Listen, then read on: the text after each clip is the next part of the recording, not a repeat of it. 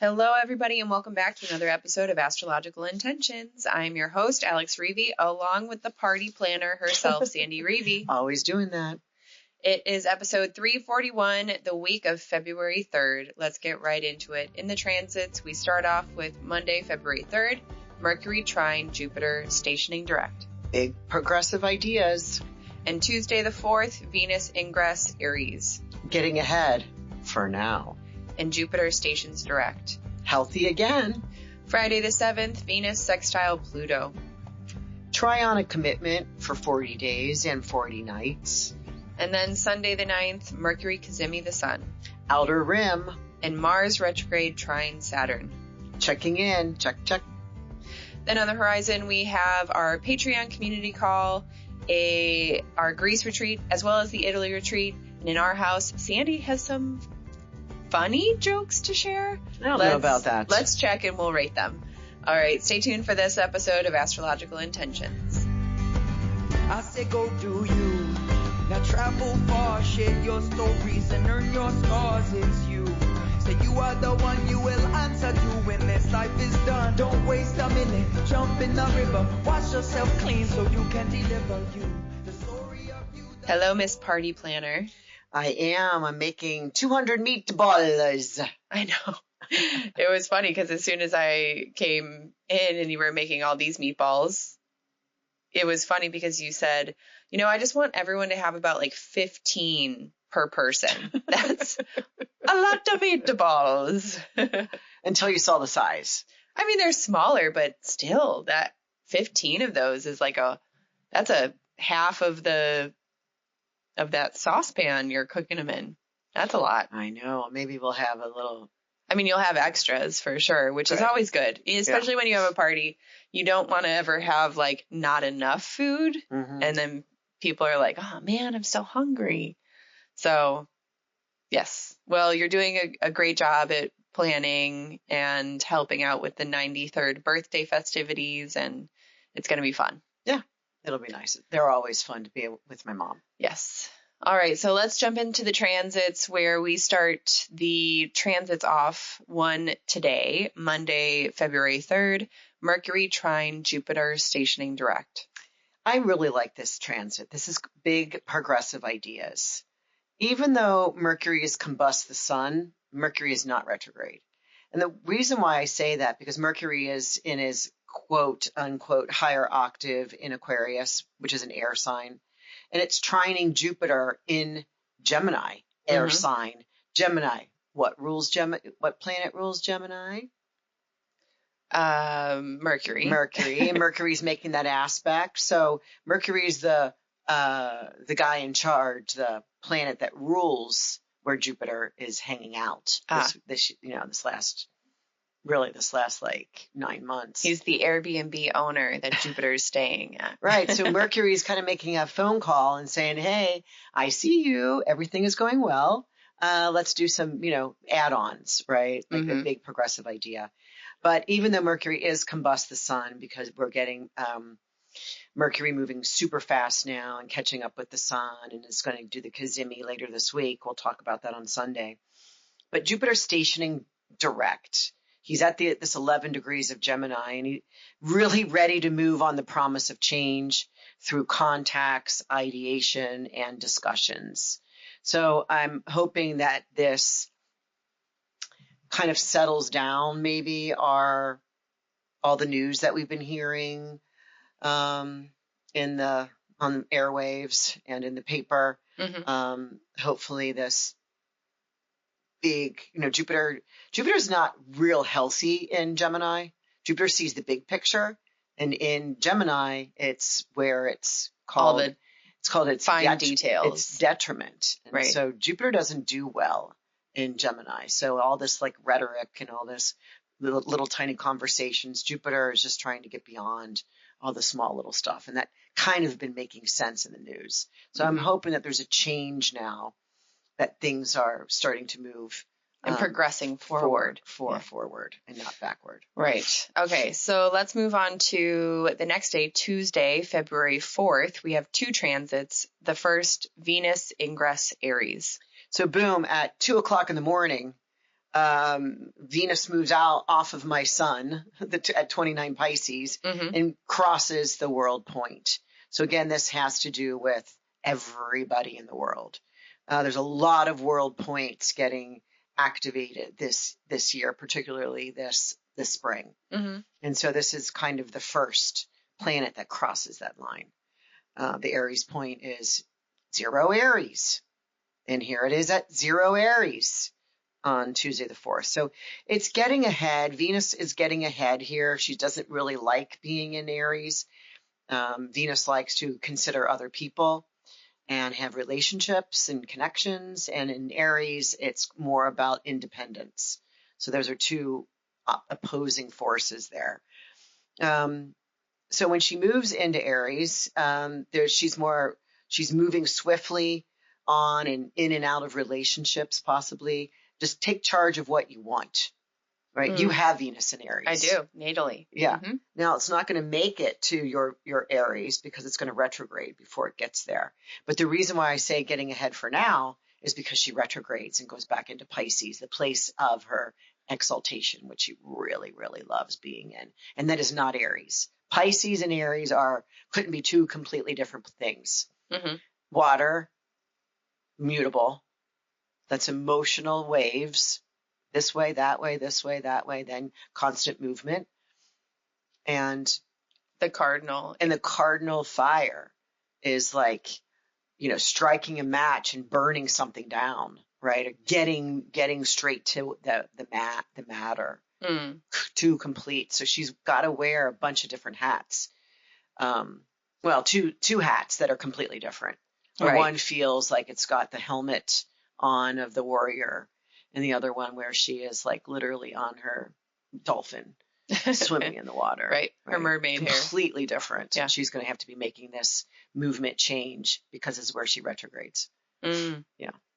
All right. So there also is a second transit for Tuesday the 4th, which is Jupiter stations direct. Yay!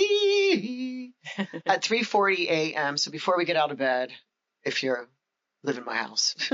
And this is at 11 degrees of Gemini and healthy again. And the reason why I called it this is because our Vedius Valens, our first century astrologer, literally says any planet coming out of its retrograde, where it's been REing, like resting and rejuvenating and reviewing and redoing and,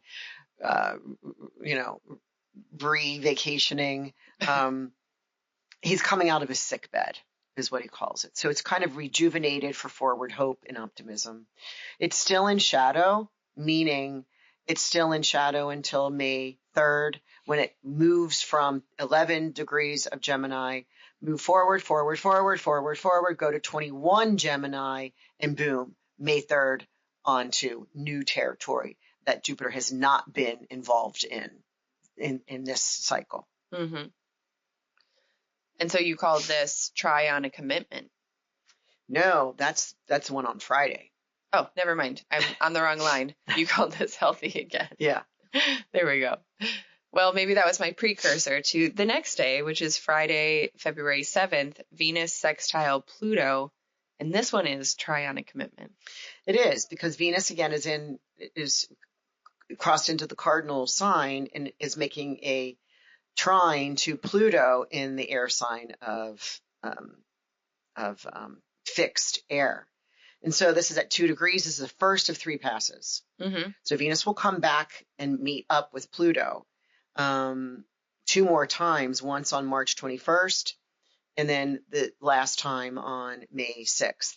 So here we're talking about, here we just talked about May 3rd with Jupiter coming out of its shadow. And now we're talking about May 6th when Venus makes this final pass to Pluto. So it says, trine a commitment. Pluto wants, like, what is important for you? Like, how do you want to evolve? How do you want to transform? And Venus is like all ready to go because she's an Aries. Like, yeah, let's fire something up. Yeah. Right. So what are you committing to for at least you get to at least check in on March 21st. And if that's not quite even that's only at the halfway point. And that's when we get that cazimi And we're almost to the cazimi of the Venus retrograde, which we're going to have an event on March 22nd.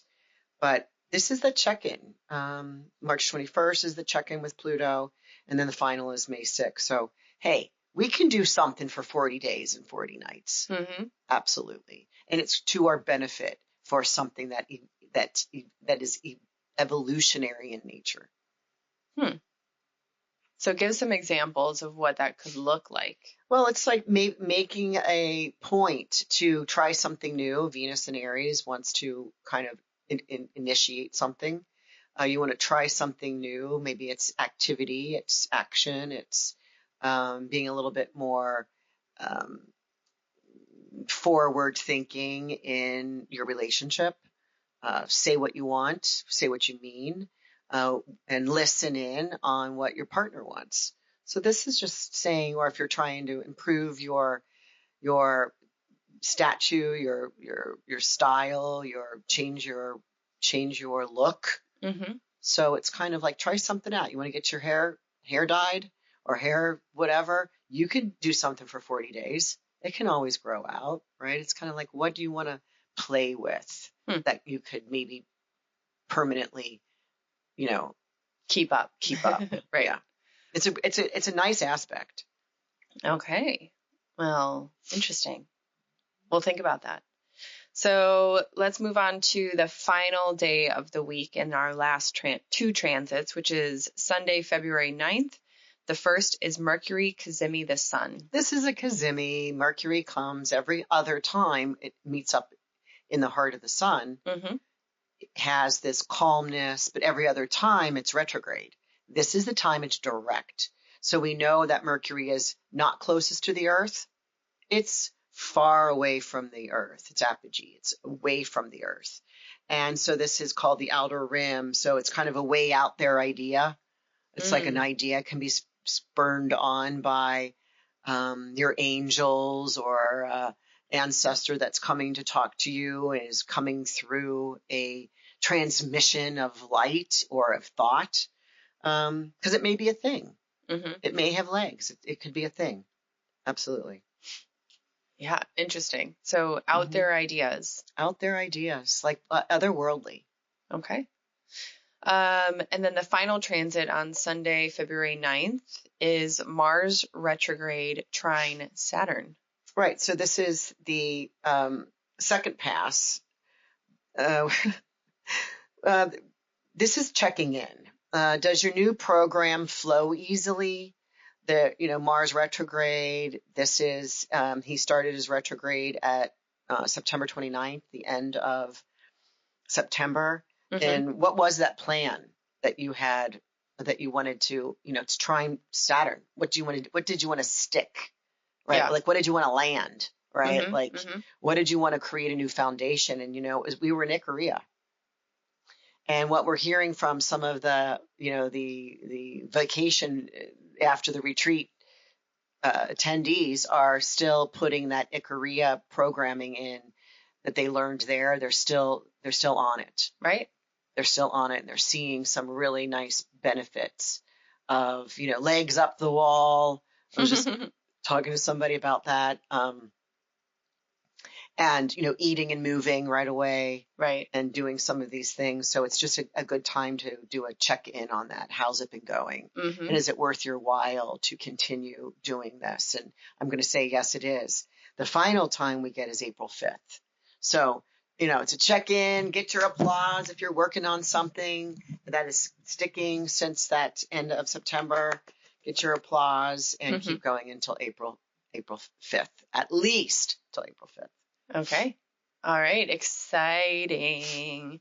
And let's move on to on the horizon. We do have our normal check-in. We have our CWS Patreon community. This is a growing community of people who are interested in basically what you're listening to on the podcast, checking in monthly about what is going on in the transits and getting some easy to understand examples and understandings of what these astrological occurrences mean. Also, I'll throw this out there now. March 22nd, Sandy had just preluded to it, is our Venus Cazimi Sun Talisman workshop. And we don't have that currently up on the website, but I'm going to be adding a link to this next week. We'd love for you to join. Yeah, right now I've got it tentatively scheduled for 8 p.m. Chicago time. That's because I want to grab the exact time when she is in the center of the sun, the furnace, where she is very much purifying her heart and the things she loves and who she is on a pure form. So we're working on that now to get that ready for everyone. Yes. And also don't forget Greece retreat in September, Italy retreat in October. And we'll bring it back to our house and we'll welcome everyone in for a few jokes. And you have thumbs up or thumbs down. You have a fun idea. So of course we're going to Mimi's 93rd birthday, and she really doesn't want any presents or anything like material. She really just wants experiences and good quality times. So your plan is to bring little paperlets of jokes so that people can. They don't have to make up their own jokes or try to rub their ears so they can remember what jokes are good or appropriate. So I've been starting to put some jokes together, and I'm going to do I have to do about 25 pages so that all jokes are different, and then hand them out as we gather in the family room after dinner. And they don't know that I'm doing this, and then hand these out, and then we just popcorn around, people reading off the jokes. What I think I want to do, which I didn't tell you, is have a prize for someone's paper, because if I'm handing out these pages, I'm not going to know really who's getting. There's random jokes, right? Right. And I'm going to read a couple of them and then just do a thumbs up, thumbs down, because not all of them are like super like boom and funny and we'll laugh. Some of them will get a little giggle and some of them will get a roll of our eye. But what I want to do is have Mom. I mean, she can laugh at them too. She's not going to get a piece of paper, but Mom will say good one or not so good, right?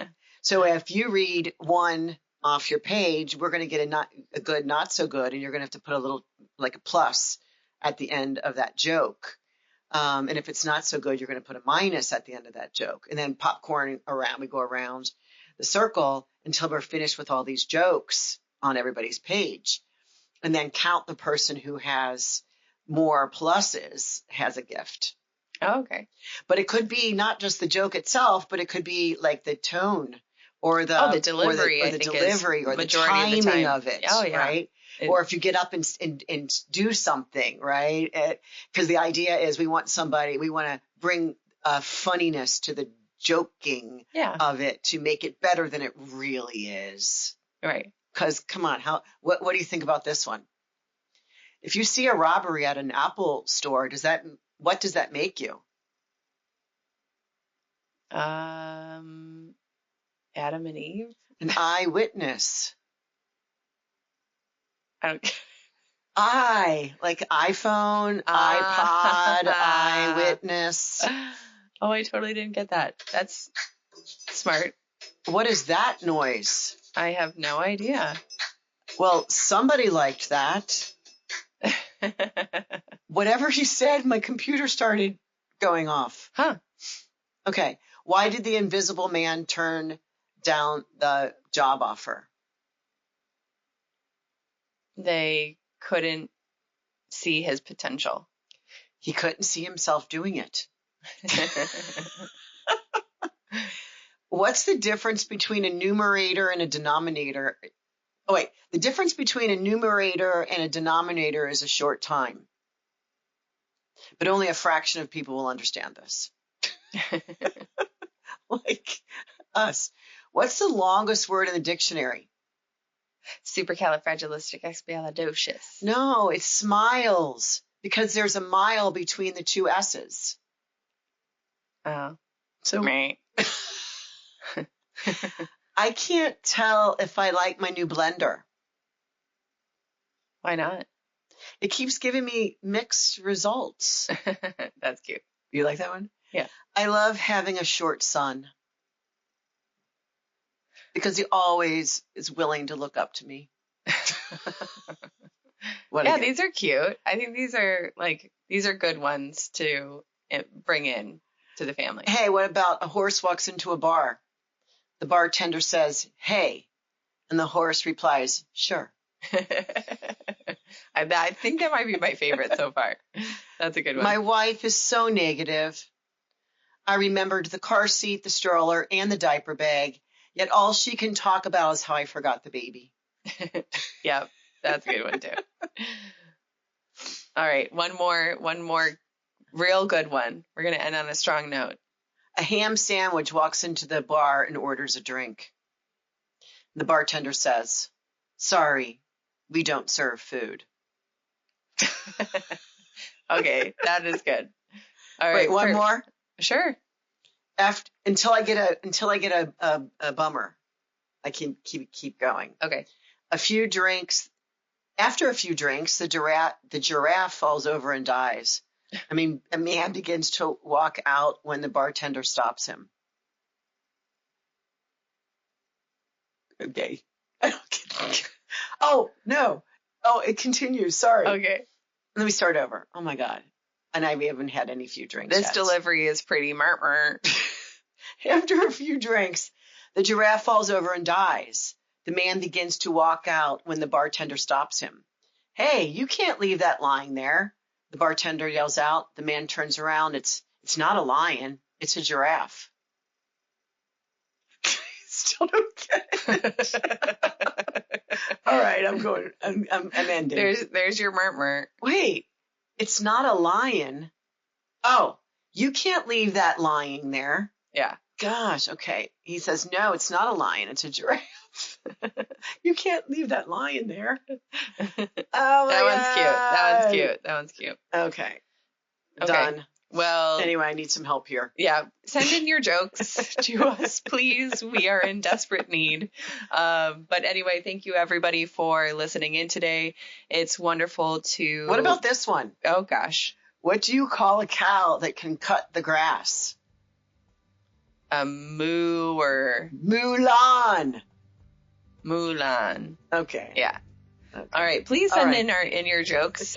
We are in desperate need. Thank you, everybody, for listening in to this episode today. We will see you all next week. Bye-bye. Bye, everyone. I say go do you.